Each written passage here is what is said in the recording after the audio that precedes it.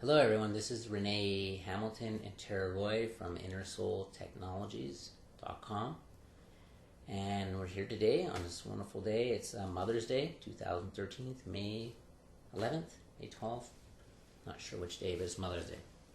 Anyways, we're here to speak with you about enlightenment, or what you can call non-duality state of consciousness. And I get a lot of questions posed to me, and quite a lot that decided to make a little video explaining or describing our state of mind or consciousness, you want to call it that, and how daily life operates under this enlightened sort of state of mind. What sort of things we experience on a day-to-day basis, from going for a walk to eating to going to a party to watching TV, movies, whatever just day-to-day life sort of stuff, right? What we think or what we don't think, just food, you name it. So we'll start off with what that, give me a second here. Good, we're recording. What that means in terms of non-duality or awakened or enlightened state of consciousness. And for me, it's a state of mind. Depends. There's two aspects to it. There's a state of mind and there's a state of no mind operating at the same time. So what I mean by that is, physically, things appear to be separate. Separate body, Rene, Tara, microphone, car keys, things like that. There appears to be separateness. At the same time, everything appears to be one. So there's a dual sort of perspective on how I perceive this reality, if you want to call it that. And in this state, things are a lot different than when they used to be, when I was strictly in what I could deem the human state of consciousness, the human condition. Let's call it that, the human condition. That human condition operates exclusively within the realm of the mind, okay? The mind meaning thoughts, thinking, concepts. Human conditions, humans are in the world of concepts and meaning and ideas and projections, the past, the future, strategizing, calculating, analyzing, judging, gossiping, you name it. It's anything that you can think of that is thought or has a thought attached to it is the human condition. And there's many different ways humans think, many different things humans believe in this human condition. However, in the non-human state, the awakened state or enlightened state, speaking for us specifically, there's a place where you can enter which there's very little thought to begin with. There's a quietness, there's an immediate comprehension of what we are, of what our limits are, our non-limits are. Well, in that state there's no limits, but in the human condition there is limits. So there's a state of ecstasy pouring through us. We are the ecstasy in this awakened state, enlightened state. And I mean literally, it's like walking around with 1,000 orgasms moving through you. And I don't mean sexually. It's referring to the pleasure that your senses experience just by day-to-day activities, like going for a walk. Waves of ecstasy pouring through the body when wind hits your body. Feelings of well-being. Your teeth feel like they want to explode because they feel so much pleasure. Your hair, your eyeballs, your skin, inside there's this overwhelming joy just pouring through you, just deep waves of understanding. And the most simple things that, I could feel I could have a leaf, 10 feet away, ripple in the grass, and I could feel that ripple just send ecstasy waves to the body. It's truly staggering, and it goes on all day, every day, to one degree or another, different intensities. So that's what the awakened and enlightened state is like. But that's just a brief synopsis. We'll get into further later on. In this video, we're not going to speak about how to particularly achieve that state of consciousness or awareness. That will be at a different moment we will record that. I'm just going to speak about different things or misconceptions people have about the awakened state or the enlightened state or the non-duality state, or referred to as the unity state. And there are obviously varying degrees of that awareness or of that state, or non-state per se.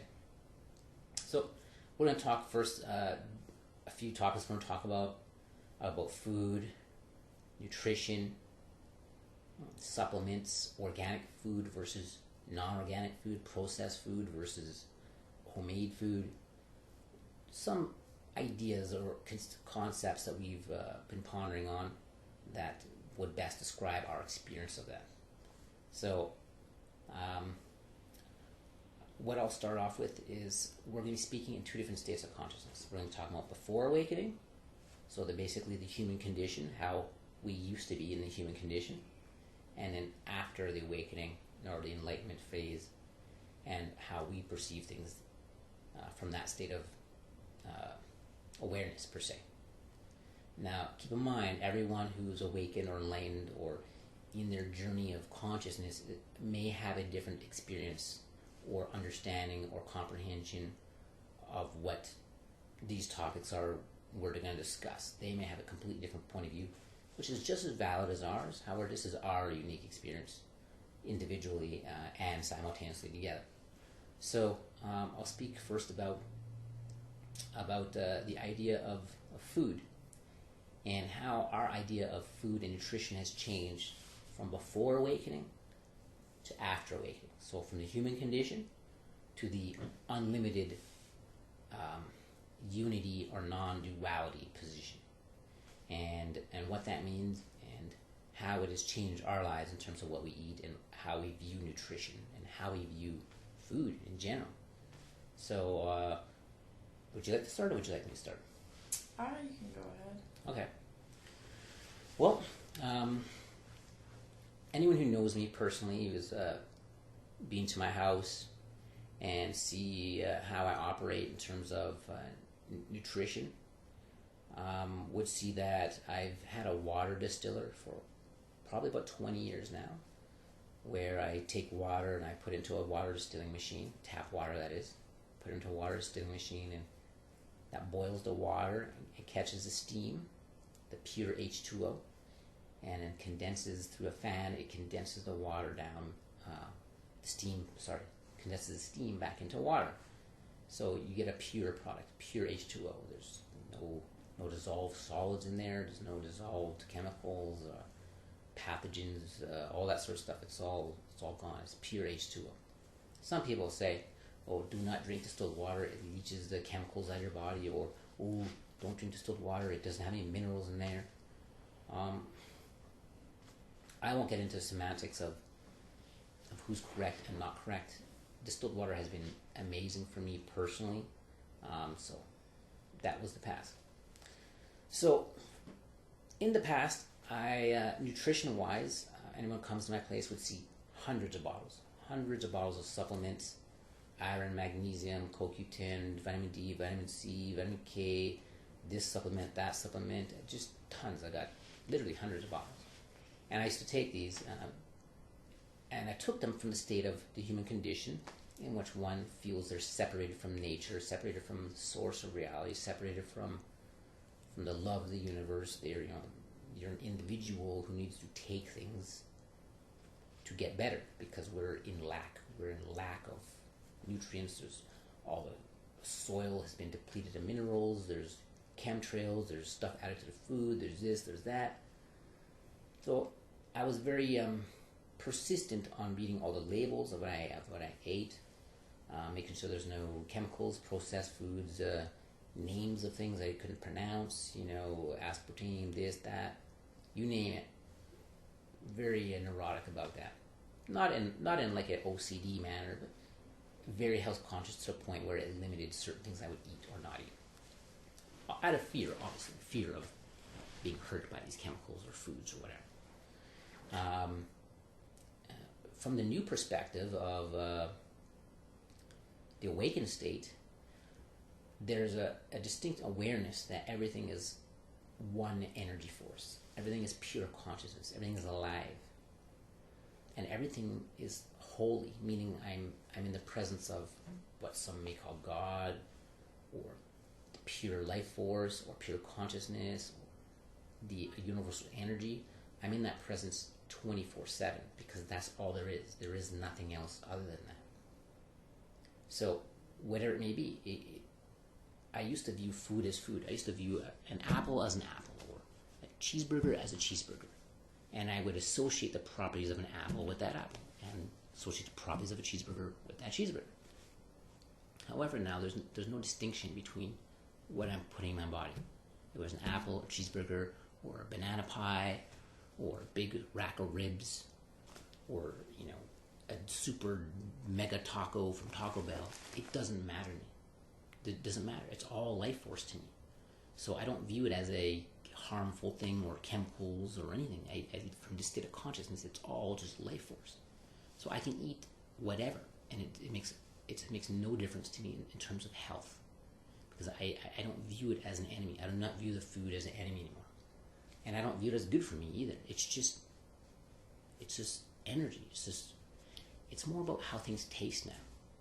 Oh, I want to taste ribs, I'll eat ribs. Oh, I want to taste chocolate cake, I'll taste that.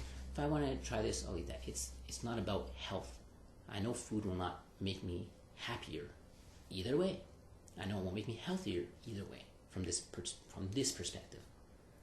So it's a non-issue for me. What I eat's a non-issue. It's non-issue. Even the distilled water versus tap water versus fluoride in water, it makes no difference to me. It used to, because I was afraid. I was afraid of being hurt. I was afraid of, if I eat this, it'll be bad, or afraid. There's no fear. It's just everything's love and everything is pure consciousness. That's how I view it. So there's a freedom now of what to eat, when I eat, how I eat. There's no restriction anymore. Likewise with the supplements, I do not take any more supplements. I don't take any of those vitamins, any of the minerals, nothing. No superfoods. I could if I want, and I occasionally will have some superfoods.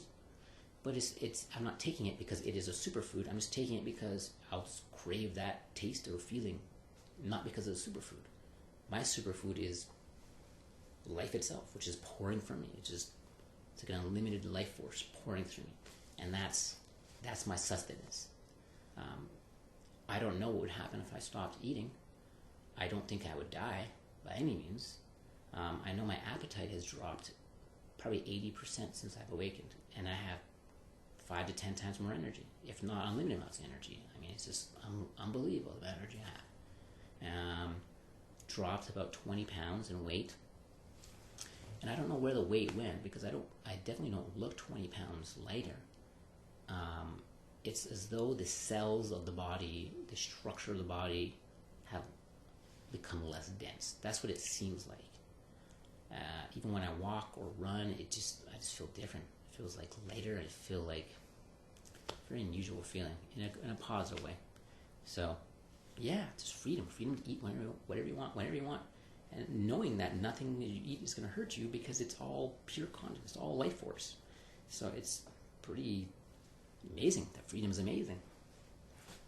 Yeah, I definitely relate to everything Rene is saying. I'm now one with everything, so I don't live in the mentality of separateness. So as far as me eating, same thing as Rene, eating way less than I normally would have, as well as it doesn't matter to me what I'm putting in my body. It's all life force energy to me, so there's just this sense of overall well-being with everything I do. I just feel at peace with everything I do, so I don't feel the need to go and take supplements to make me feel better. I don't feel the need to eat organic food to make me feel healthier. Same thing. It just depends on what I want to eat that day, what I want to taste. I'm having a lot of energy as well, so what I'm putting in my body is no longer affecting me in the ways it would before. I see that as I'm no longer connected to the ideas that I once was in the past. So the idea of eating organic food to make me healthier, the the idea of eating junk food making me feel unhealthy, there's no difference there anymore. So with this sense of peace with everything I do, it's like I feel that in my whole being, and I'm no longer living in a state of fear with everything I'm doing in my life. So it's like there's this all of what was once blocking me before with that fear mentality is has been released, and I feel so connected to everything. I just feel one with everything. So my body is light, and I just have so much energy because of that, as well as it's even changed my visuals on how I view things. So when I'm eating that taco, I'm not really viewing it as a taco. I'm not viewing it as food. I'm just seeing it as a part of life. So really, I'm no different than that taco. That taco is a part of me. So Totally, it's not food to me anymore. Yeah. The idea of food is no longer there. I agree. It's whether it be my car keys right here, or whether it's a hamburger or a giant pizza. It doesn't matter. It's just all life force. So there's no distinction in terms of health or not health. It's just there's a craving to eat a certain type of food, and you eat it, and this is what it tastes like. Oh, okay, cool, and that's it. There's no I'm gonna have more energy, or I'm gonna get sick off eating this. None of that. It's just a taste. It's like a sensual experience. Actually, look, texture, taste, cool. And then you move on, and then you want to go have a super big gulp, 7-Eleven, and have that. You want to have a glass of water, have it. It doesn't matter. It's just sensations. Yeah. There's no judgment on what it is. I don't think I'm going to swallow a glass of sharp razor blades or pins or something. That's just common sense. However, as far as judging the food, it's just not there anymore. So there's a freedom that just sweeps over you, and there's a lack of fear. So there's a sense of well-being revolving around the food. That doesn't mean that people in the human condition can just get up and say, "Oh, I'm gonna eat whatever I want now," because most likely, from their point of view, they've ingrained in their subconscious and perhaps conscious mind that certain types of food are not good for them. And their subconscious mind and their conscious mind will react to that. They will say, "Oh, you just ate 4 cheeseburgers and a whole chocolate pie.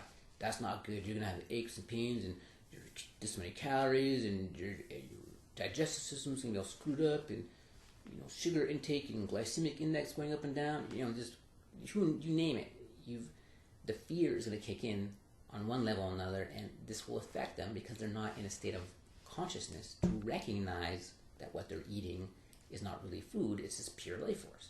So I don't recommend someone to go out and just throw all their supplements away and start eating junk food because, Tara and Rene are in a state of enlightenment and they said it's good for them or it doesn't matter anymore. Well, we have to be in our state of awareness to see things from that perspective and act accordingly. So do not take what we say literally in terms of this is how it's going to be for you. When you get to a state of consciousness, you'll make that decision. And I'm sure there are people in this state of awareness that still believe that food will hurt them, who are enlightened. I'm sure of that. There's different states of awareness, different states of unlimitedness, or different states of letting go of fear. And there's many levels and layers that we're continually peeling away. So this is our particular unique experience with that.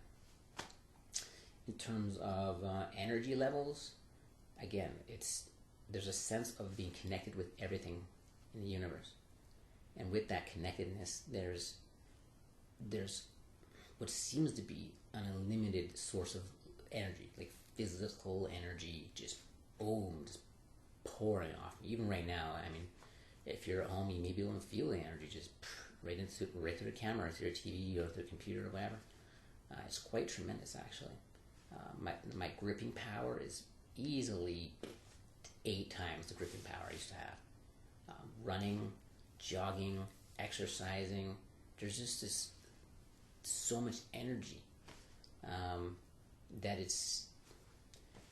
you feel motivated to go out and do things, to go clean, to go organize, to go run, to exercise, to not just that, but to do things you wouldn't normally do, like play certain sports, develop certain skills, balancing skills, juggling. You just want to do things now, and you want to test your limits to see what you can do and can't do, because you realize you're part of this unlimited energy. So now you want to start having fun and games with that energy and seeing what you can do, and just explore the universe, so to speak, physically, activity wise. How would you say? Yeah, I definitely feel way more motivation than I used to. I feel now that time is no longer limiting me. So now that I've let go of that, my world has really opened up to what I want to do and things I want to experience. Nothing is holding me back. So as far as things that may have been holding me back in the past, say with doing artwork or physical exercise, I just have all this energy that I want to get things done, and I feel like a lot of people suffer from procrastination and lack of motivation, and I was too suffering from that before. And now that I'm in this new state of awareness, that's no longer taking control of my life, and I really feel every moment to its fullest. So whatever I'm doing, I'm going to be enjoying every sensation of that, and with that, I want to experience a lot more things in life. So I feel a lot more motivated, 100%. Mm-hmm. Definitely. Health-wise, what has changed? What's the difference? Well, I think there's a big change in terms of how I used to view the body. There's certain things that I would look at the body and say, "Oh, look at my what are they called? Love handle. Love handles." I'd say, "Look at the tire I have around my waist," or "Look at the love handles." I'd say, "Oh, I should work out. I should be more buff," or "Oh, certain things in my stomach, I feel some discomfort." Or just the body image, right? Everyone has a body image of things they like to change or not change in terms of how they think others will view them, or just to be generally more healthy. Or they may have some sort of symptoms, and they may look on the internet or read some books, medical journals, and say, "Oh, I got this condition or that condition or this condition," and they say, "Oh my God, I go to doctors, I gotta fix this, I gotta get some home remedies," or there's fear, of pain, of suffering, of dying, whatever you want to call it, thinking that there's something wrong and needs to be fixed. Okay, that has changed. I know the universe, the life itself, is intelligent. I know that it's manifestation, meaning I, Tara, the microphone here, the table, whatever it is, the car, these manifestations are perfect. However, it's our thoughts about those manifestations or these objects that are distorted. So, for example, if there's some stomach ache here happening, or there's some sort of weird rash, or something not right per se in the body, it may have a medical name or condition, and it may not. Maybe it's something, an unknown per se. The universe per se is manifesting these sensations or visualized or perceived issues for a reason. Hard to say what that reason is, or if there's any reason at all. It's all speculation from the unified state. It's all speculation. So when you concentrate on something and name it, okay. So let's just say I got some weird bumps on here, and it's called bumpatitis, okay? And bumpatitis, if you allow it to progress, could spread all the body and cover your face, and you'd be ugly, and blah, blah, blah, blah. You say, "Oh, I may have bumpatitis," and you start freaking out. Or what if it spreads? What if it's really bad? Do I go to the hospital, ER? other people have it, other people died from it. Your mind just goes crazy with all these ideas about the bumpatitis, whatever that is. So in the state of fear, fear meaning an imagination that just happens to be negative. Okay, we all have imagination. We could easily imagine something positive, but the human condition really tends to view things negative, just by default per se. I'm not sure why that is particularly, based on fear. So, in this fear state, you take actions in real time, real life actions, to prevent your imagination from happening. So the imagination is the bumpatitis will kill you or hurt you or maim you or cause life to be really crappy for you. So in your imagination, you think this. In physical, real reality, you take actions in real time to prevent your imagination from happening. That could be viewed as schizophrenic, if you want to call it that, because if you're out there reacting to things that don't exist and doing things in real time to prevent things that don't exist from happening, that's pretty delusional if you ask me.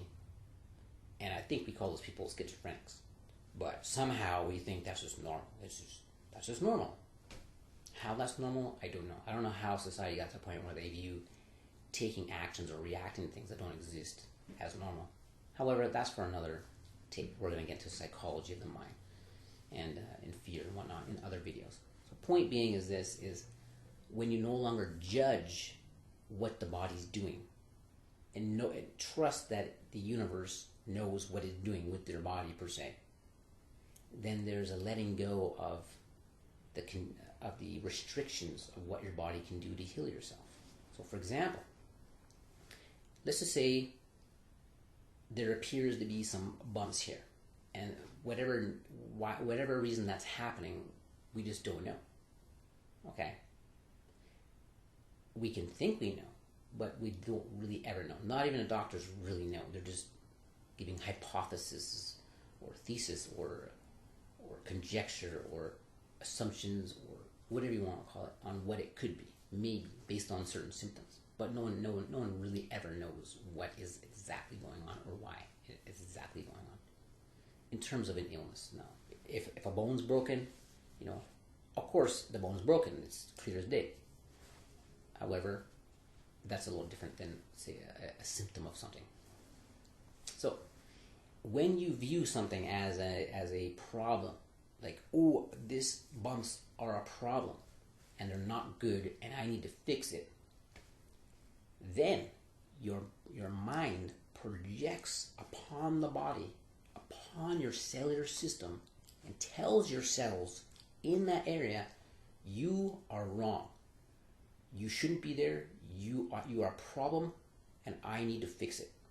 Therefore, your brain, your mind views that portion of your body as an enemy. Because you just told your brain, that's not good, it's not bad, it shouldn't be there. Now, your cells in your body are attacking each other because certain cells are attacking the cells that you've identified as an enemy. You're having a war in your body. Battle, physical battle in your body. Because just by you saying, ooh, that's bad, that shouldn't be there. So your body tries to defend itself against that bad thing that shouldn't be there. And there's a war in your body. And there may not have been any problem with those bumps. And the bumps may have been just an emotional release, toxins release. It could be in just anything. Who knows what it was? The universe knows what it's doing. It wouldn't have something there for no reason, or it wouldn't make something attack you. Is your mind that viewed that issue as a problem, and then you viewed that as an enemy, which then you need to get rid of. So your body's at war, and then you wonder why you get sicker and sicker and sicker, because you're viewing your body as an enemy, or certain parts of your body, or certain symptoms as an enemy, rather than loving it. I mean, things grow, things heal with love. Things grow, heal, flourish in love. But the moment you identify it as a problem, it's no longer love. It's now an enemy. It's hate. It's hate. So we're projecting the disease by the very definition that what you're seeing is a disease and is a problem. It's like reverse psychology to the ultimate level. And we all afflicted with that in one degree or another. But when you get in the state of unity, awareness, where you view everything as pure life force, even the bacteria, even, viruses and pathogens, they're all this pure life force. It's all holy. Then all these things vaporize because there's nothing to harm you. It's just love. It's pure life force. Life, the universe will work it out. Relax. Just enjoy the moment. So it's all a mind game. And some people say that's bullshit. I got stage 4 cancer, this, that. I'm living in pain, and who are you to tell me it's all my mind and blah, blah, blah, blah. I'm not going to argue with anyone who tells me they're in pain and they're suffering. I'm sure they are suffering and in pain from that state of consciousness. However, when you alter your state of consciousness and view things from the unity or love perspective, the non-duality, those problems don't exist. So it's not about the content as far as the details. It's more about the state of awareness or consciousness from within which you're viewing these details or content. So it's not about what it is, it's about how you're viewing what it is. That makes a difference. Again, I don't advise anyone to just go out and just stop taking supplements or just have some disease and just, it's Rene from Inner Soul Tech say it's all good because they're enlightened, therefore I should just stop going to doctors or anything. I'm not saying that at all. I'm not suggesting that or advising that or anything like that. It's just, this is our unique experience from this particular state of awareness. So things become very clear in this unified state of consciousness. Very clear. All the mind games, all the definitions, all the conditions. When you understand the mind projects the rules of reality by the mere belief in it, on the fly, instantaneously, then you can see the power of the mind to generate reality. And in most often cases within people within a human condition, a really shitty version of reality in which allows for pain, suffering, jealousy, victimization, despair, sorrow, hate, resentment, you name it. It's just whatever you can believe, whatever you can imagine, the mind will project it onto an object or person or anything. Now, when we're only projecting love and unity, there's no enemy anymore. Who's out there? There's no one else out there other than you happening. So there's nothing out there to attack you because it's all you. So a lot of these issues, they just go away because they're just not relevant anymore. They're just simply not relevant. So yes, there are people suffering out there. However, when you reach a certain state of awareness, these things just go away. We'll get in different videos on how this is achieved, different ways of operating in order to achieve the state of unity or enlightened state of awareness. This video is more on just a direct, practical experience of day-to-day life. How does day-to-day life change? Going for a walk. There's a silence. The mind's not chitter-chattering. It's just quiet. The state of just absolute peace in your mind. You've made peace with your reality because there are no enemies anymore, because everything that you view as pure life force. It could be your mother, it could be your father-in-law, it could be your son or daughter, it could be your enemy, previously enemy that is, in the human condition. It could be a piece of gum sitting on the side of the road or stuck underneath your shoe. It's all pure consciousness. It's all smiling back at you. Literally. I mean, like, colors have changed. Colors are so beautiful. This, wow. Like you're in a wonderland. Just vibrant, bubbling, super, ultra, high. Think of the difference between the human state of consciousness and this state of consciousness visually would be like, take the oldest VCR from 1981 that you could find and plug in a videotape a home videotape from that same era. Just fuzzy, blurry, just choppy, ugly sound, lines going up and down, just brutal visual to the most unbelievable IMAX theater with high definition from like the year 10,000. Just futuristic, high definition, beautiful color, just wow, like you're on drugs or something, like you're on LSD or something. It's just mind-blowing visuals all day, all the time. Everything looks shinier, colorful, almost doesn't even look real anymore. It's so high definition, you just it doesn't even look real. It literally looks like it's fake, but in a good way. For me, I don't view things linear anymore. Like, for example, when I used to see a car drive by in the distance, slowly drive by and, in a smooth progression, like that. And now it's different. It's like freeze frames, like choppy, like individual picture frames tied together. However, they're not tied together smoothly to give a smooth movement. They're more segmented, and there's gaps in between it. And I'm still trying to look within those gaps to see what's there, if there's anything there or not. However, I'm just playing around with the vision to see what's really going on. So it's really, really deep. It's the level of detail is so staggering that I could sit there and stare at the grass for half an hour at 1-2 inch area and just be fascinated about all the things I'm seeing in there. And it just changes. The vision's changing all the time. All the time. Every minute, every day is changing. In fact, today I woke up and it was a deeper level of vision. It was staggering. Any particular reason? It's deeper levels of reality. So it's definitely an enhanced visual. It's just beautiful. It's just staggering. In fact, one of our favorite things to do now is go to a grocery store, like Safeway, and just walk up and down the aisles and look at all the things on the shelf because they're so beautiful.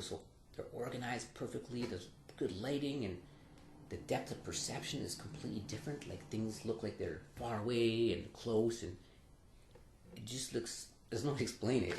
It's unbelievable. We just walk through, look at all the fruits, look at all the bread, all the whatever. It's just awesome. We just go up and down the aisles and just stare at things. And people may think we're nuts or whatever, but it's fun. So yeah, everything's fun. Like driving, distance is different now. There's not a lot of separation between far and near. It's just this unusual mix of open. I don't know. There's an openness. How would you explain it? I see everything. Connected in one open way. So if I'm walking through the park, I'm not really focusing in on separate objects like I once was. I'm now seeing everything as a whole picture. So with that, I see the connectedness and everything. I don't, as far as the separateness, it's not there. And I feel that we had attachments to things before in the past on how they looked. So now that we've let go of several ideas and concepts, now our reality has changed visually. So I can see why that would affect the distance between things, because it's like life is new now. It's a new experience. Mm-hmm. So every day it's different. It's fascinating. Life has just became more exciting. Totally. More alive, just more vibrant. It's like a beautiful picture that's popping out at me. Yeah, it's like a painting. It's just a beautiful painting, and we're part of it. I was going to mention something about that. Going for a walk. Yes, there's a spaciousness. It's like. So I'm feeling a very strong ecstasy right now. I'm going to just talk for a bit while I just absorb it. Let's go ahead. It's just going for a walk is has become much different because, well, I now feel myself as part of the environment too.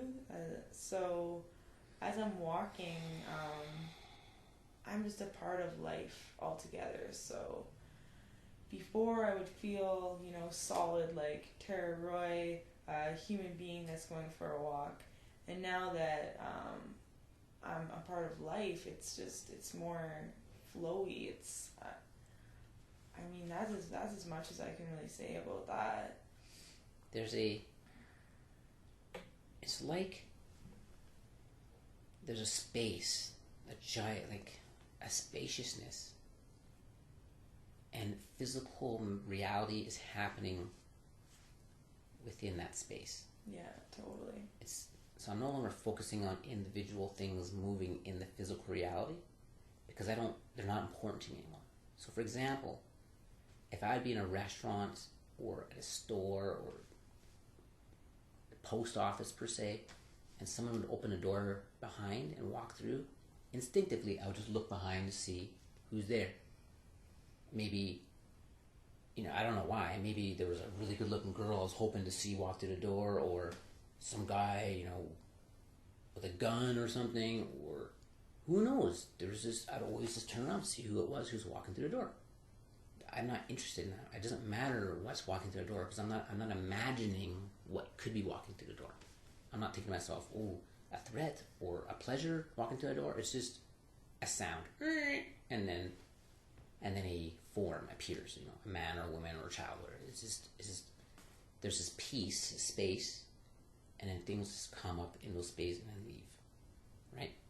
So here I'm walking. I'm looking. It's like your peripheral vision widens. So where it was once focused in on like here, it's now like all around, and there's this space, and then things come. A car drives by, and it goes. But I don't necessarily follow the car. Like, I don't look at it because it's not important. So there's things come and go, and there's not a lot of importance as to what those things are coming and going, because I don't care. Whereas in the human condition, I do care.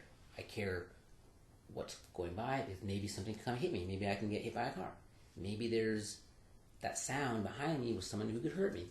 Maybe, whatever. There's a million maybes of what it could be. So you're rather taking in all the information as one whole rather than individual bits in there. And so there's just a wholeness to everything versus an individual thing. It's kind of like a puzzle. Let's say you have a puzzle with 1,000 pieces on it. It's almost like I was looking at one or two pieces at a time rather than zooming out and seeing the whole thing. So now I view things as one whole thing rather than one little piece on the board. That's kind of the difference. But regardless of that, there's this feeling of spaciousness, of just, it's almost like a cool breeze. Like, go to the top of the mountain, there's this fresh air, this cool, crisp, just spaciousness. Like when you're on top of the mountain and you can see everything off in the whole distance, you're like, wow, I can see everything. That's what it's like. All the time, all day. There's spaciousness and coolness. Just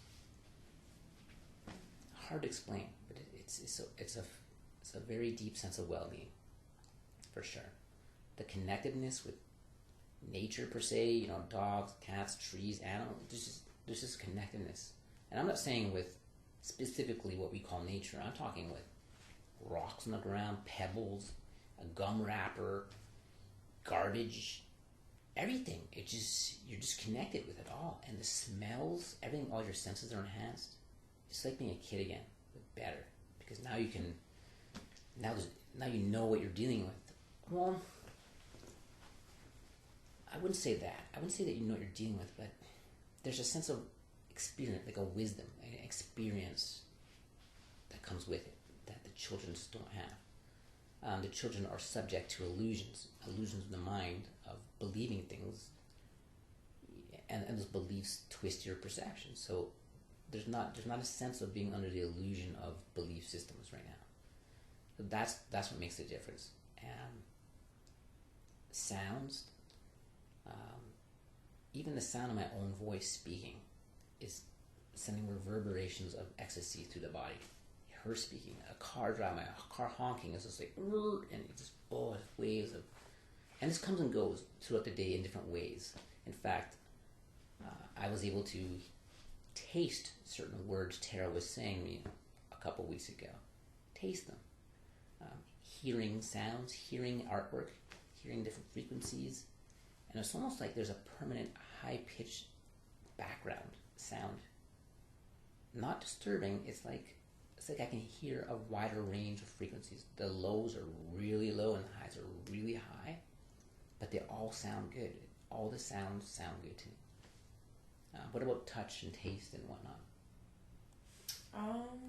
Well, I feel that touch, taste, smell, it all comes to me in pleasure. So, if I'm touching my arm, I'm feeling waves of pleasure from that are much more intensified than ones before. Tastes too, everything is enhanced. So every sense is enhanced. So everything comes in pleasure. It's the only way to explain it. It's like super sense pleasure now. Yeah. And everything, even like he said, even disturbing noises that come in, they're no longer disturbing me. I'm just happy with everything. So things like certain frequencies from lights or electronics may have disturbed me before, and now they don't, because I'm just taking everything in as pleasure. I'm not bombarded with these ideas and concepts that I once was. And I believe that's where the cloudiness was coming from. So now that that's been released, there's this openness, this space that we're feeling, because we're not clouded by the ideas and concepts of the past, the fears. So totally. Yeah, there's tremendous clarity. It's as though we're coming from the perspective of unlimitedness, and everything that is a concept, meaning all concepts have a structure to it, right? Like the concept of a building, it's tall, or short, has windows, square or rectangle shape. That's a concept of being human. Well, humans are range from this height to this height. They have 2 arms, 2 legs, 10 toes, 10 fingers. All these concepts to me are just limited in comparison to the unlimitedness from which I'm perceiving, which I'm feeling and knowing. So everything seems to be a limitation, yet unlimited at the same time. Unlimited in its potential. So someone could say, like, let's say for example, I had laser eye surgery done 11 years ago or so, somewhere around there, and the doctor said, after when you reach age 40 or something, you're gonna have to get eyeglasses. Your eyesight's gonna deteriorate. Blah blah blah blah. And at that time, I became upset at the doctor for telling me that. Like, why even tell me that? Why even set that limitation in my mind? And it pissed me off. And I don't believe it, but I don't know. It was just, I feared at that time that by them telling me that could occur, not because that's how, not because that will occur, but by them telling me that it could implant something in my mind that may make that occur subconsciously. So that's what I mean by limitations. I mean there are concepts that people will expose you to that limit the unlimitedness of what could happen. And anything can happen anytime in the now, in the unlimited zone. It's what we believe about something that usually locks that experience into place. So if I would have believed that doctor, then yeah, the eyesight would be deteriorating because I believe that would be a reality. So, and literally, that what you believe manifests straight up. That's why witch doctors in Africa can dangle some, pig's blood, pig's foot on your face, and sprinkle some leaves and chant a few things here and there, and people magically, their cancer, or hemorrhoids, or whatever just goes away. It's not about what you're doing; it's about what you believe. Okay, it's nothing to do with what they're doing. That's just for your entertainment purposes, if you want to call it that. So it's about belief systems, and Western belief systems is in most of it's in Western medicine. It's gonna work to some degree because you believe in it, and just like African witch doctor, you believe in that, or just like Ayurvedic system or the acupuncture system. These are all belief systems, and they're all limited. They're limited because we are intrinsically unlimited. So if you believe in anything that's limited, then you're just limiting your experience to that belief system, which doesn't exist in this state of, from my perspective, in this state of unity. It's just all these belief systems are just limitations. And it's clear to me. It's as clear as day. It's just, I used to do a lot of psychic readings and medical intuitive readings and all sorts of psychic manipulations per se, and perceptions. And I don't mean manipulations of manipulating other people. I just mean like seeing auras, okay, or doing Reiki or manipulating energy to help people or whatever. I now realize that all that was done from a limited state of mind. Because now there's unlimitedness. And I'll get into that in another video because it's really intriguing, the psychology behind how the difference between the different psychic worlds,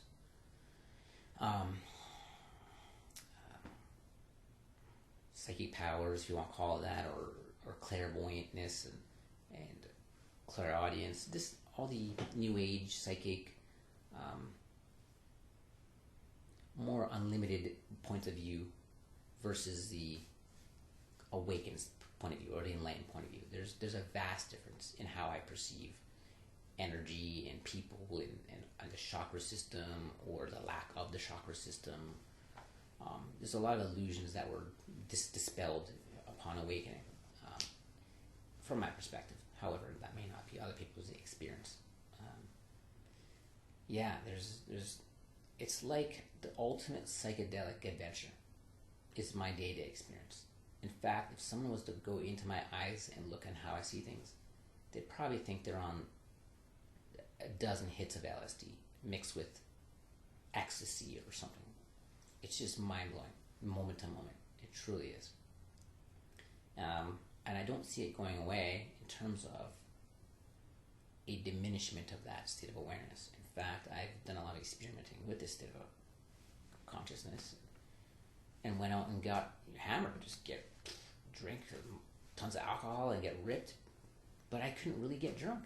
I mean, I could feel the alcohol in the body, but there was no distortion of awareness. Like, it didn't lower my awareness. I didn't lose coordination of the body. I didn't.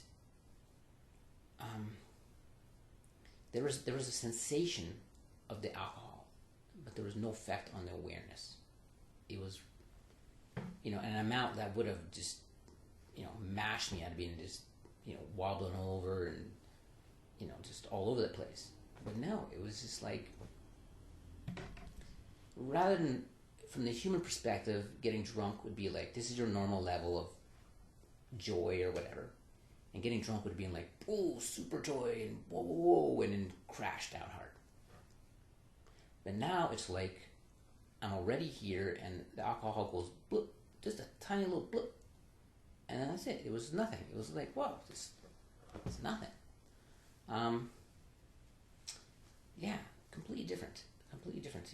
I've experimented with a bunch of different things, and there's not much of a difference. It's just, you're in the state, and these things that really fascinated the mind or the human consciousness in terms of affecting it dramatically are just not there anymore. There's no need to drink anymore. I can drink. I can drink if I want. I don't have to drink. It doesn't matter to me either way. Do people who are enlightened, do they swear? Yeah, I could swear, I could tell someone to F off, but I don't care. I have no reason to, but if I did want to, I could do it easily, and it wouldn't make a difference. I wouldn't feel angry. I would just be telling them F off. But it's done in a non-detached way. How do I explain it?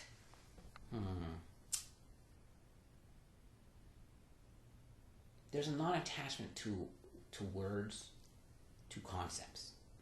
Whereas before there was.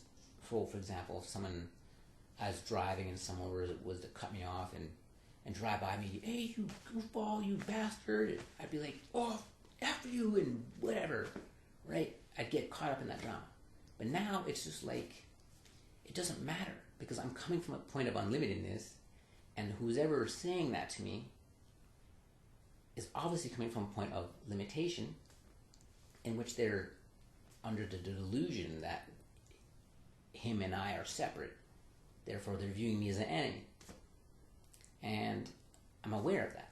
And I'm also aware that that person is not really a separate person. It's actually part of the unlimited life force of the universe, which is just having fun with me. And so I have fun back. And I'll say, oh, fuck you. Oh, I said swear. Oh, no. Better put the sensory on here. No, it doesn't matter. It's all play. It's all like pretend now. All of life is pretend. So I could pretend right along back with it and not care. There's no attachment to that. Whereas once there was. I thought it was real. I thought life was real and that these things really mattered. Now I know they don't matter from this perspective. So there's a freedom for me. I could swear, I could go drink beer, I could go smoke weed, I could go take drugs if I wanted to and not care, because it wouldn't matter either way. It's just another experience. Life is now always about experience, not about judging things or being afraid of things. It's trying new things. It's going rock climbing when you've never rock climbed before. It's going cliff jumping or bungee jumping when you've never done that before, with no fear. It's more like, wow, let me do that, versus what if the rope snaps and I bust my head on the concrete or whatever. Just I'm not fear motivated, and most people are fear motivated, literally. And what is fear? Just a negative idea that doesn't exist. Where's the fear? Show it to me. I don't see it. It's just an idea. Just like, oh, I'm tired, I want to go to sleep. That's an idea. Or, oh, I'm thirsty, I'm going to have a drink of water. That's an idea. Fear. Oh, if I drive down the street, it's a bad area, I might get carjacked.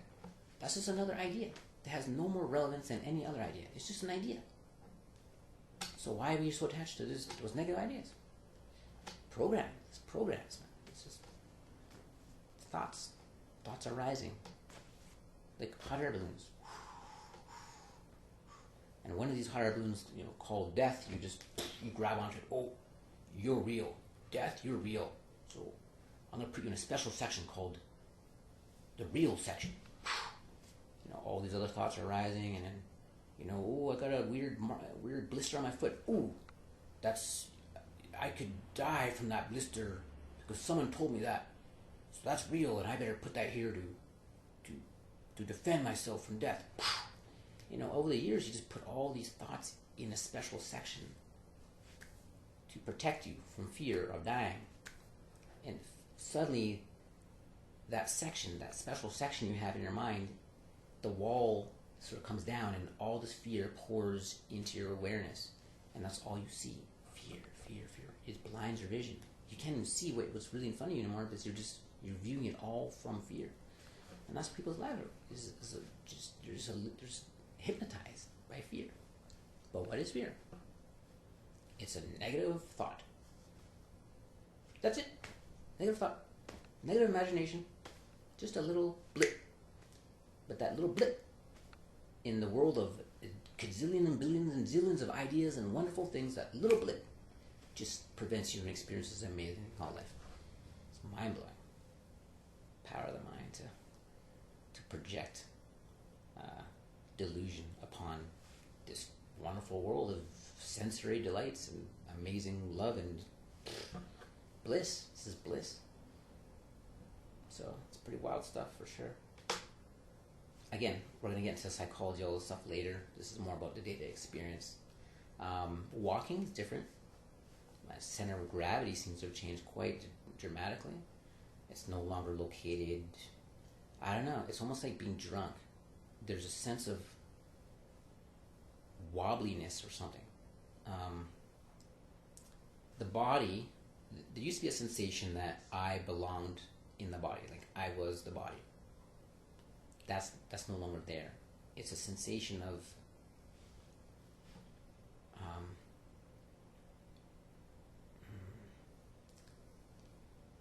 being much more than the body. It's a sense of almost like I don't know. Give me a moment to ponder on that. How do you experience like walking or just day to day like balance and things like that? Well, I'm no longer attached to the body, so I'm not stuck in it. So I do feel my energy in different places, like in and outside the body almost. And I'm okay with that. Normally I would feel like, oh, I'm not grounded. I better ground myself. Scared that I might be outside of the body or whatever. Now though, I'm not fearful of that, and it's not that I'm way outside of my body. It's that I know that I'm connected with everything, so I'm not afraid of the body, I guess. Yeah, it's like viewing things from the perspective of the body, at the same time viewing everything as whole, as one at the same time. So it's like viewing things separately and from the whole at the same time. So it's two different perspectives simultaneously, and that feeling of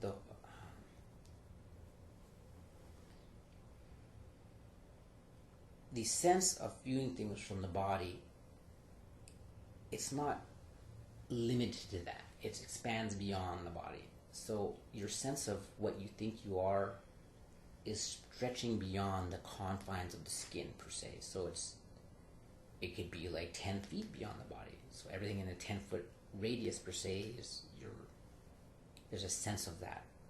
There's a sensation of being more than just the body. And for me, I experience it in terms of almost like gravity. Gravity seems to have moved or exited the body in different ways. Like, for example, yesterday we went for a walk for a couple of hours, and it felt like gravity was in the head, not in the body.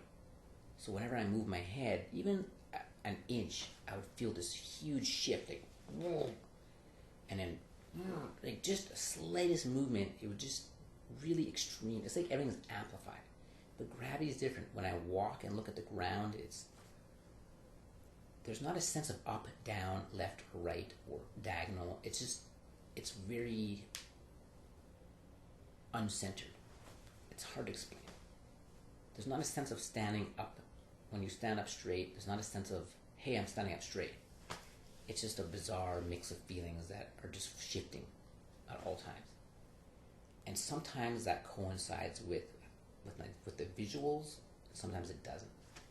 So for example, before I awakened, I would view myself as distinctly separate. So I'd be walking around a room, there'd be me walking around a room, and the room would be there, and the room wouldn't move. It would just be right where it is, I'd be right where I am. Now, wherever I move, the room moves with me, because I'm connected to it.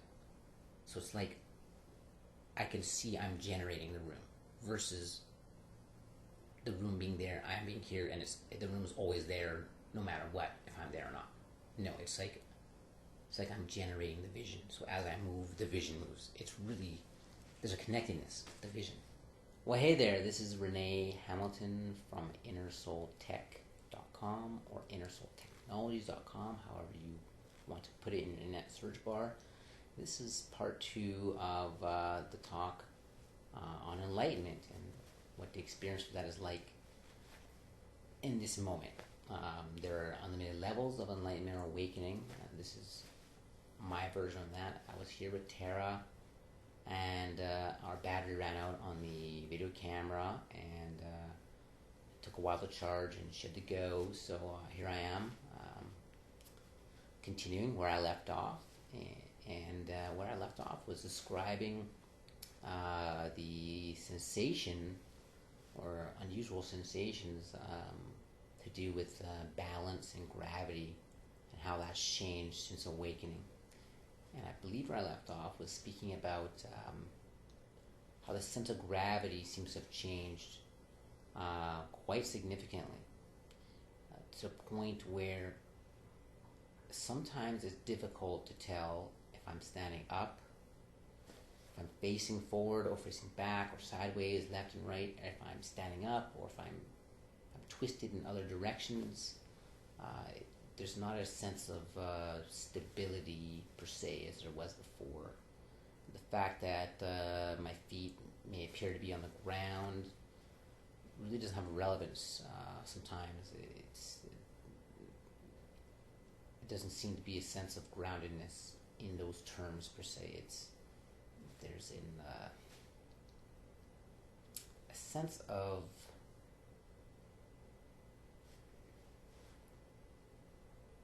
I don't know how do I put it, almost like being in no gravity, kind of being in space, or you're just floating all over the place. However, even though you feel this way, you look down and the feet appear to be on the ground. So it's kind of it could be disorienting at some points in time. Not disturbing, but sort of disorienting, almost like just being kind of dizzy almost, but clear-headed. It's an unusual feeling. It may take some people a while to get used to. It's not really a big issue for me particularly. It's more of an adventure. It's very unusual, perplexing, and fascinating at the same time. So everything is different, particularly walking and jogging and running or doing exercises, swimming. Went swimming today, and quite an unusual experience. The sensation of water, the steam room, the hot tub, all these things. It's like doing everything for the first time again.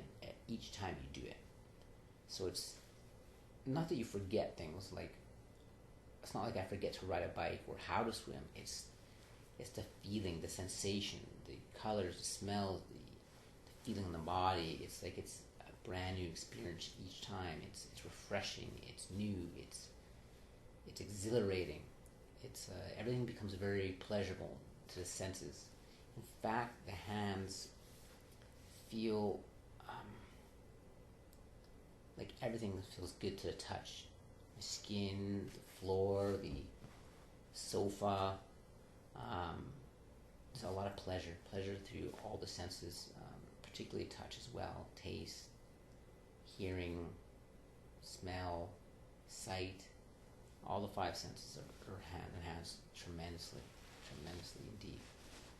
It's been a fascinating adventure into the realm of senses, and it's progressing more and more each day, definitely, and sometimes by the hour, new levels of awareness come. So it's pretty fascinating in that respect. Some things have changed with relationships. Well, there was a lot of things I had in common with a lot of friends and acquaintances I've built up over the years in terms of health, wellness, energy work, nutrition, things to do with wellness per se, and psychology. Certain friends I would speak with about the mind, the powers of the mind. Some deal with strictly on therapies, modalities, quantum touch, matrix energetics, body talk, EFT, you name it. There's just so many different things. Reiki, different levels of energy healing and whatnot, superfoods, food healing, all sorts of things like that. What's interesting is my perspective has changed on a lot of these different things. Not that it's not that these other things are not useful or are invalid, and there's been an expanded awareness as to the nature of these modalities and the realm from within which these modalities are working from, or the premise from which within they're working. There's a sense of unlimitedness in what is possible and capable of happening, and I've done a lot of testing. I've done real life testing with this in terms of what's possible and not possible, and peeling away limitations I've had in terms of energy work or ideas I had about how energy flowed and what the energy's limits were and weren't. And there's been an expansion in that area into which some of these modalities I used to partake in are no longer useful to me because of this different state of awareness. That does not mean it's not useful to someone else. Just not to me at this moment, some of them. And I'm not going to get into which ones or why or how at this moment. That'll be a long discussion as to the intricacies of that, which I'm not really interested in getting into at this moment. Let's just say that there are some modalities that were based in limitedness in terms of they were coming from the lack, coming from a limited perspective, and they would only bring that practitioner to a certain level which was limited in comparison to the unlimited state that's happening right now. So it's a matter of perspective, and it's relative to that perspective. There are a lot of friends. There are some friends, I should say. And between Tara and I, a mixture of friends and family that have, and I'm not saying my family specifically or her family specifically, or what mixture of which, let's just say friends and family, to one degree or another. There's been a change in relationship in terms of when Tara and I would and have spoken to certain friends and or family. There's been a level of acceptance by some friends and family as to what we're experiencing, and there's been a non-acceptance by certain friends and family as to what we're experiencing in terms of them believing or accepting that this is what is really happening within us. And I'm not sure why that is particularly, other than the fact that we're at two different levels of consciousness or awareness. So certain concepts or ideas that I presented or Tara presented to family and friends were too unbelievable for them to, and I don't know what the basis of that is. If it's they don't believe that this type of enlightenment or awareness or state of being is possible, or jealousy or resentment or unworthiness. Perhaps they may feel within themselves that they are unworthy of such bliss, that they can't believe that someone else can experience that. I don't know. I'm not sure what it is, and I'm really not interested in discussing that with them, because they're not interested in discussing that on any degree. And that's fine. Everyone has their own state of awareness, own life to live, own beliefs to play out, own stories to believe, and own experiences to explore. And I've been there, and you've been there, and we've all been there. And as life goes on, we build experiences, and we let go of limitations, and we meet new people, and movies or books or information that slowly peels away these levels of limitation and judgment, and that's fine. This is the journey of awakening. It's the journey of time. I call the journey of time an imagined period, or a dreamed up period, you could say, in which one awakens from the sleep state, from a state of limitedness to unlimitedness. In the state of unlimitedness, time doesn't exist. In the state of limitation, it does. So time is the state of limitation to unlimitation. And it's really a dream. It's really like a hypnotic spell, almost. You could put it that way. Is it meant to be that way? I suppose so, given the realization that everything is pure consciousness itself. Thus, this right here is pure consciousness. You're pure consciousness. The camera's pure consciousness. The walls are pure consciousness. The lights shining on me are pure consciousness. Everything's pure consciousness. So there never was really anything else happening. That's the story of Rene, the memories, all the experiences. Really was and is pure consciousness playing that role, playing it out, per se.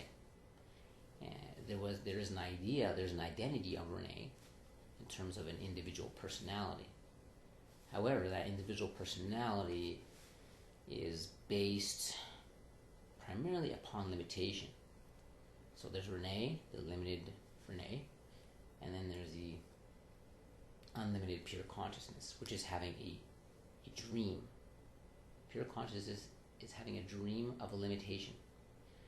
And that character Rene is a part of that dream, you could say. And when the dream, when you awaken from the dream, or when pure consciousness decides to dissolve that dream, then the character Rene, the idea, the limitations of that character also dissolve as well. So you will realize that what you thought you were, the height, weight, likes, dislikes, all these different things are figments of the imagination, which is fine. This is the experience of limitation. It's the experience of the unlimited becoming limited to play with itself, so to speak. That's not to say that I don't have preferences. Sure, there's certain foods or tastes, you could say, that don't appeal to these taste buds, and there's certain ones that do. That doesn't change. There's certain types of music that one prefers more than another. However, all music has a pleasurable sense now. Yet there's certain melodies or certain genres of music that are more appealing than others for one degree or one reason or another. Yes, I'm not sure exactly how far that goes in terms of preferences, or where it will go or won't go.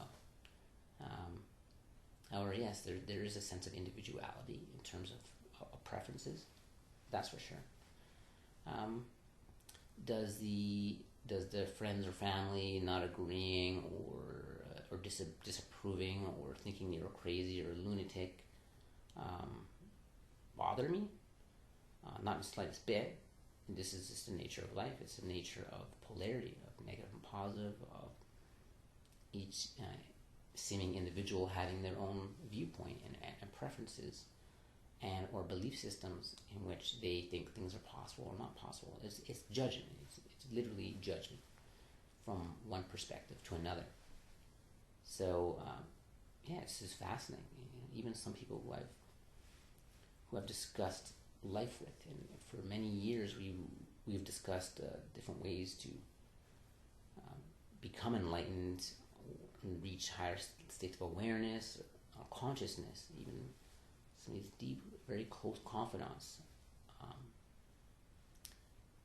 that I've had when I reached this level where I surpass the mind concepts and realize the unlimited nature and fullness of my being to a higher level than I had before, which sort of which broke the barrier between asleep and awake, or enlightened and non-enlightened.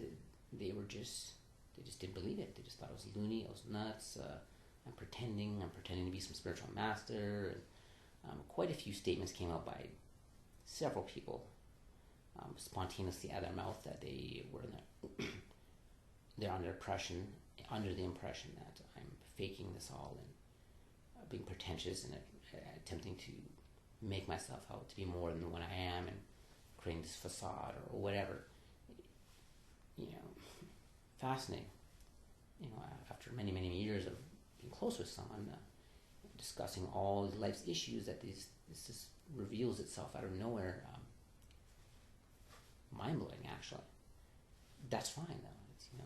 It's just the way life goes, and there's always an alternate point of view. And I'm not saying that my point of view is valid and theirs is. That's just their perception. That's their judgment. That's their reality, so to speak. In fact, I recall Tara.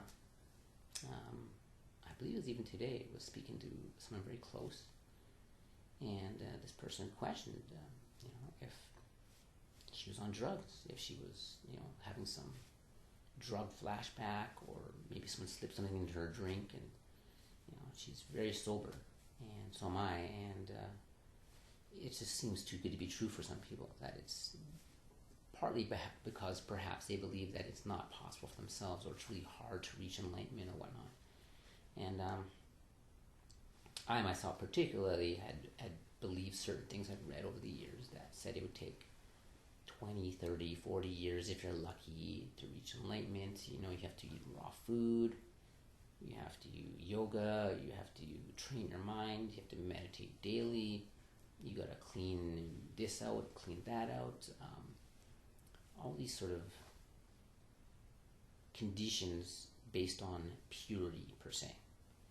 And I can assure you one thing, that is all a load of crap. In fact, from this perspective, it appears that anyone who is willing to let go of certain belief systems that are limiting them can reach the state instantaneously, within minutes.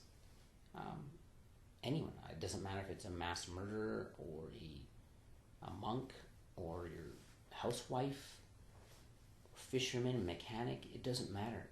It's not about what you've done in the past. It's not about what you're doing right now in terms of meditating or yoga or food. Any of these modalities, it's irrelevant. All it is there are certain belief systems that we're holding on to that are preventing us from experiencing the bliss of right now. Clearly negative belief systems and limiting belief systems. Doubting, a sense of unworthiness, a sense of shame, guilt, a sense of holding on to something very tightly. Hold on one moment here. Oh, we're good. Just checking the audio here, make sure it's good. Just all sorts of ideas we have about life and about perhaps enlightenment or awakening itself that are preventing us from awakening in this moment. We're going to start holding some workshops here on showing people how to reach the state very easily. It could be within minutes. There are a couple of people who I've consulted, and within a week, they reached this blissful state of now of realizing the true potential and going beyond the mind and recognizing the beauty that's here now.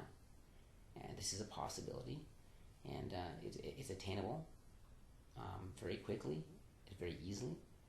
I've had many conversations with people on the same subject matter, and after explaining certain things for a couple hours to them, detail by detail, in a very smooth and easy way, right after we finished talking, they turn around and say, well, how do you do it? We just spent 2 hours talking about how to do it. It's like the mind just deleted everything I said for 2 hours, and they just went right back to, how do you do it? The doubt that they can do, the doubt that the mind projects. It's just an idea of doubt. Just literally erased everything I said for the past 2 hours. And it's happened on multiple occasions. It's clear to me that the doubt just literally edited out everything I just said for the previous 2 hours, because they were not ready to accept that this is a possibility. So it's clear to me that whomever we're dealing with must be in a frame of mind that they're ready to go beyond doubt. If you're not ready to go beyond doubt, there's no point in the world on even approaching the situation. Approaching me, approaching enlightenment, approaching clearing your mind of this garbage. It's just either you're ready for it or you're not ready for it. There's no in between. And some people may think they're ready for it, and very, very quickly in their conversations or training or whatever we're doing, it's apparent to them that this is a lot deeper than they had thought it might be. Deeper in the aspect of letting go of certain belief systems, letting go of certain attachments. And the question really is, how far are you really willing to go within yourself to free yourself of this misery, of this life of pain and suffering and hardship and whatnot? Are you willing to let go of your car? Are you willing to let go of your money? No, I'm not asking for anything. I'm not asking for your car or money. I'm just rhetorically asking these questions, meaning that you don't have to answer them to me. Just answer them within yourself. Are you willing to let go of your children? Are you willing to let go of your husband or wife, your girlfriend? Are you willing to let go of your whole lifestyle? Are you willing to let go of yourself? Death? Are you willing to face death in order to escape the misery and enter a state of truth and wisdom? What are your limits? What are you willing to do in order to have truth and serenity in your life? That's a good question. Some people, when I mention, are you willing to let go of your kids? They just say, no, I'd never let go of my kids in order to reach state of truth and serenity. That's fine. Then they'll most likely never have truth and serenity because they're not willing to sacrifice their children. And I don't mean, don't take this the wrong way, I don't mean sacrifices in harm them, kill them, injure them, anything of that nature. I'm speaking in the context of attachment, inner attachment, the emotional attachment, the mental attachment, or perhaps having a different viewpoint on what kids really are, or what your husband really is, or what your money really means, these sort of things. It's an inner attachment. It's not a sacrifice as in, oh yeah, I'm gonna, throw my kids in a volcano or something like that. That's not what I'm talking about. It's what are you willing to let go of internally, not physically. The physical is just the physical. That physical comes and goes. It's the emotional attachment. It's the fear of letting go of certain concepts or ideas that scares the hell out of people. And people will die. People will kill themselves for ideas. They will shoot other people for ideas. I've read stories in the news where certain friends were playing cards, a card game, like a drinking card game, and they got in an argument. Two fellas got in an argument over which type of rum tastes better, dark rum or light rum. And they ended up shooting each other, both killing each other, like literally over rum. So the mind, and particularly the wild mind, the mind that is untamed per se, which the ego runs rampant, like wild lions running around your head. The ego will build up all sorts of ideas to support its position, and will even kill to support that position. The ego doesn't mind annihilating the physical body in order to prove its point. It takes pride in that. It takes pride in establishing its viewpoint, and actually reinforces itself every chance it can get. The ego actually bends reality to support its position. Thus, it's a biofeedback loop that is very difficult to get out of once you get into it. Once the ego is in control of that loop, it's very difficult to get out of that for most people, because reality bends to support the ego's position. And then when you see reality supporting that position, then you believe in it more, which then creates more of that reality, which then creates more of the ego's position, which then creates, it's just a vicious cycle. So in the state of awakening, there's a clarity that goes beyond the ego. It goes beyond the mind. It's like the mind is now exposed. Anyone's mind. You can just see it. There's nothing, there's no analyzation. You don't need to calculate it, or it's just there. You can just look upon creation per se, or look upon other people, or magazine covers, or television, whatever is being presented to you. There's a clarity about the state of consciousness or awareness from which that information came from. Especially when you're dealing with a person one-to-one, or a live person per se. It's very apparent. There's no need to analyze. It's just there. It's just, you can see the mind. You can see how the mind's working, what it's doing, what its limitations are in terms of its belief systems. It's just there. There's no need to even need psychic powers or clairvoyance or any of this stuff once you're in a place of unlimitedness. It's just there. So there's a certain level of clarity that comes with this awakening that exposes the mind, exposes the limitations of the mind, and specifically of the ego, the untamed ego per se. The ego is an important tool, and is not something to be crushed or killed. I say this because the ego exists, and yet it does not exist at the same time. So, for example, there's certain states of awareness, or awakening, or unity consciousness, or non-duality consciousness per se, in which one lacks motivation to do anything. There's so much beauty and bliss and awe that there's really no need to do anything, because you're at one with everything. There's just utter bliss that you can't even function in a certain societal way in that state. It's just, you're not productive.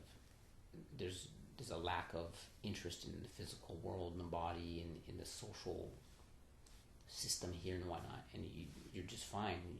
Some people can just sit around, do nothing, or just let the body rot away, if you want to call it that. And there are different states where from that perspective, you must then adopt an ego, meaning you must bring about a state of motivation, or a state of, you can say motivation per se. You must adopt a desire in order to function in the world from a more limited perspective. Because some of these states of bliss are just so amazing, there's no need to even want to do anything. So the ego is there in order to create variety. A variety of different likes and dislikes. Everyone's ego, or sense of separateness, sense of self, has a different perspective. Some people love to be construction workers and builders. Some people love to be artists and paint, and poets, Some people love to heal, big doctors, practitioners, occupational therapy.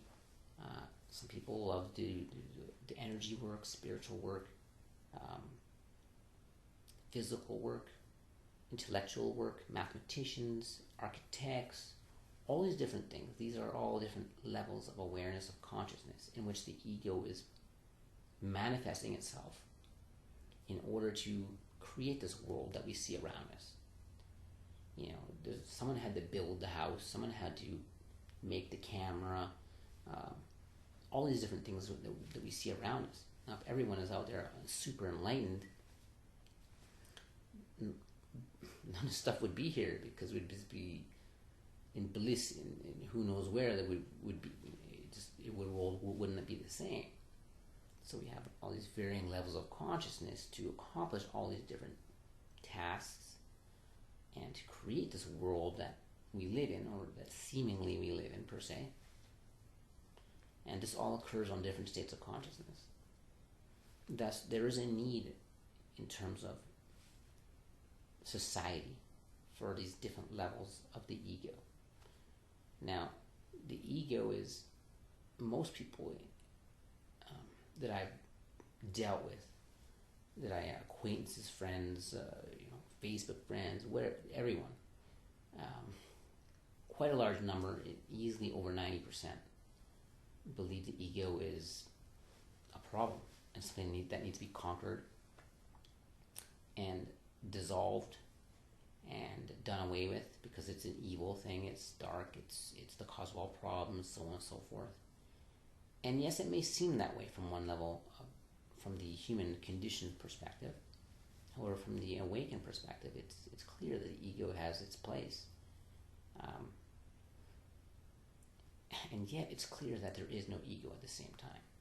The ego was just another concept, just to explain the attachment or the misidentification of the self, which pure consciousness is doing intentionally to play this game. So it's not really ego, and yes, it is the ego. It's dual in nature. It's a very perplexing to wrap the mind around, and I'm not sure if the mind can wrap its way around that, the reality of that situation. That's why it takes getting beyond the mind to see how the mind actually works. It's very difficult to accurately analyze or clearly see how the mind is working from within the confines of the mind. We can get ideas, we can get concepts about it, we can build judgments about it, but we can never really know. We can never really know. That's the nature of the mind. It can never really know anything for certain, because the mind itself is based upon limitation, which is a house of cards waiting to fall down. Likewise, the ego is completely a manufactured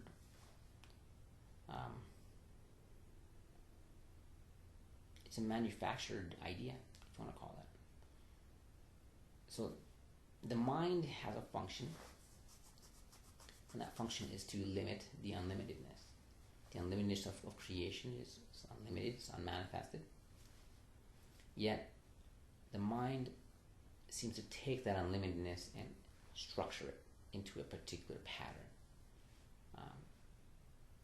When you recognize what the mind is from the place of unlimitedness, from the now, the present moment, from beyond the mind's concepts, the mind is a tool to operate in the worlds of duality, in the worlds of separateness, and to explore and experience the senses and all the information, all the data, all the perceptual information coming. You can organize it, you can release it, you can manipulate things. It's like a kid in the playground, and get his fingers in there and see what it can do. So there's really a huge sense of freedom once you can go beyond the mind, because now you can start to play with reality in a way in which brings you joy. It's just the mere fact that you exist brings you joy from this state, from this awakened state. You don't have to do anything to give you joy. You don't have to go and go bowling or go to a bar and pick up some chicks and take them home, or play video games all day, or rent movies, or any of these kind of things. That's not necessary. There's no need to seek pleasure through the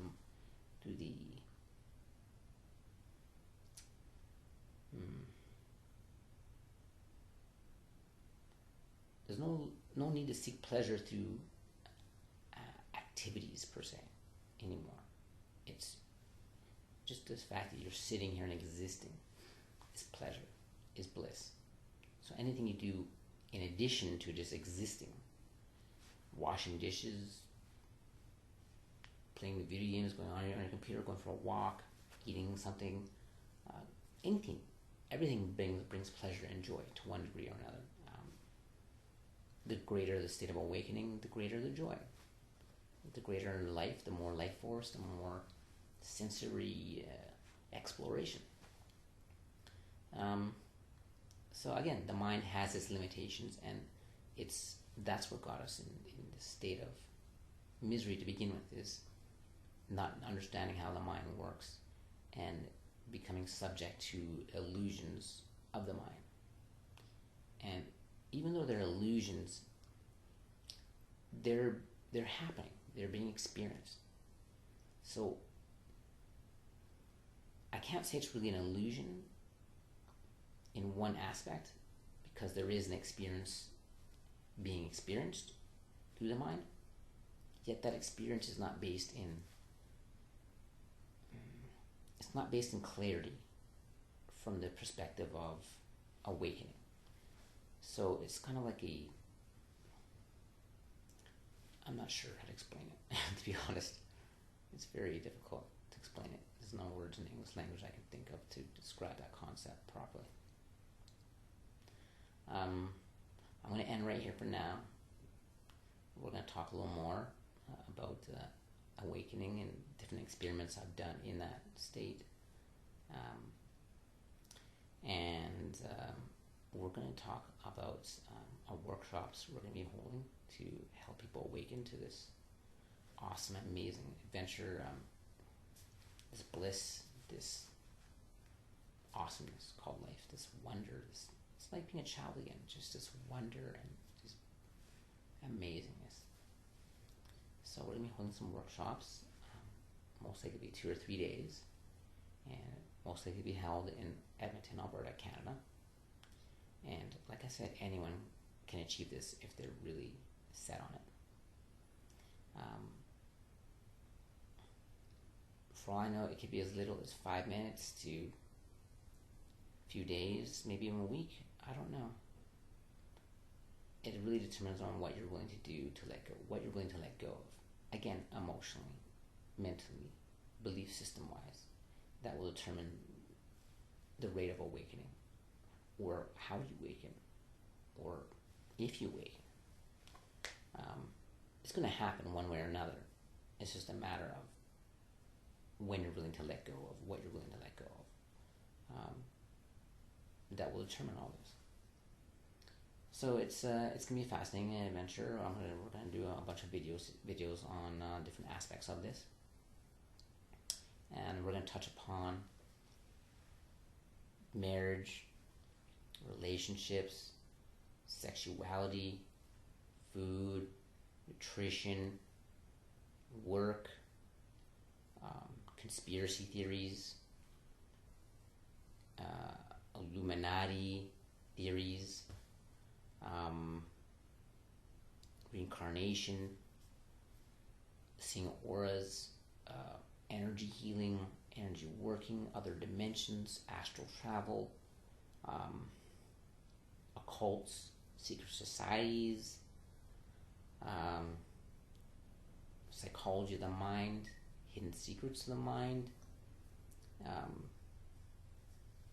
psychiatry, education, industry, every topic we're going to touch upon and analyze from this perspective of the unity or enlightened state of mind, or no mind, I should say, and see the difference between before and after, how these perspectives and how these things are viewed now,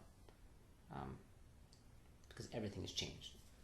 Everything has changed completely, and seeing it from that perspective may broaden your horizons and our beliefs, or unlimit them, and allow for greater joy in the now moment, and how to live presently in this moment rather than living in the past or the future.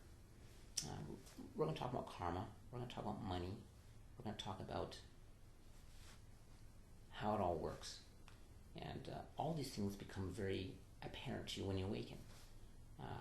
It's just, again, everyone awakens differently, has different realizations in that state. So, I'm fascinated to see whom awakens and what their experiences is going to be like when we are in touch with each other, or perhaps you're already awakened, and I'd like to hear from you as well. So let's get into that a little later on. There's plenty to talk about. This video is running probably pretty long, an hour and a half or 2 hours or whatever it is. And please feel free to contact us at innersoultechnologies.com. We've also shortened that as well. You can now go to www.innersoultech.com. That's INNERSOULTECH.com, and sign up for our newsletter, in which we give away specials and deals, also monthly snippets, videos, and we're going to talk about this as well. I want you to sign up for the newsletter, and we're going to talk about the event dates for workshops and what the details are, and we're going to like to build a conscious community, an awakened community, and help you reach your greatest potential without bypassing a lot of the traps of the mind that have plagued us for eons per se, and really experience the beauty of the now moment, the magic of the now, the magic of the wonder of the universe, of the exploration of just this awesomeness. It may not appear to be awesomeness to you right now, but that's what we're looking to change, and bring you to a greater state of joy, and you become a beacon as well for other people to awaken to this amazingness. And the world, it's a ripple effect. It ripples out through the world. The world we see right now it's not really what's here. It's what we're seeing, from most people are seeing actually, is the world of the ego, the world of the mind, the world of thoughts, the world of concepts that are, for most part, are very limited. So that's what we're looking to do, is to bring about a greater state of awareness, a different perspective, a different context on how to view this world per se, and or other worlds, and view it with clarity, and not coming from lack, coming from abundance and unlimitedness. So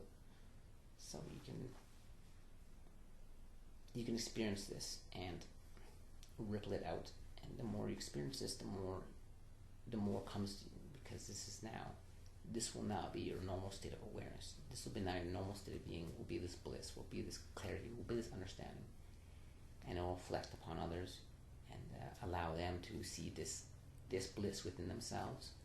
And it's like light bulbs going off, one rippling around and turning all these light bulbs on. So thank you so much. Please visit innersoultechnologies.com, innersoultech.com. YouTube channel is youtube.com/innersoultech. Please do go to innersoultech.com to the contact page, and if you have any questions in regards to the awakening and whatnot that you'd like us to answer, please pose the questions. I'm going to save them all and discuss them in a later video as they come in. And just sit back, relax, and there's nothing you can really do at this moment to awaken yourself other than to let go of that which you're not. Well, we'll get into that a little later, into what that means and why I said that statement. So thank you so much. Again, this is Rene Hamilton, and hopefully we'll be in touch soon. Take care.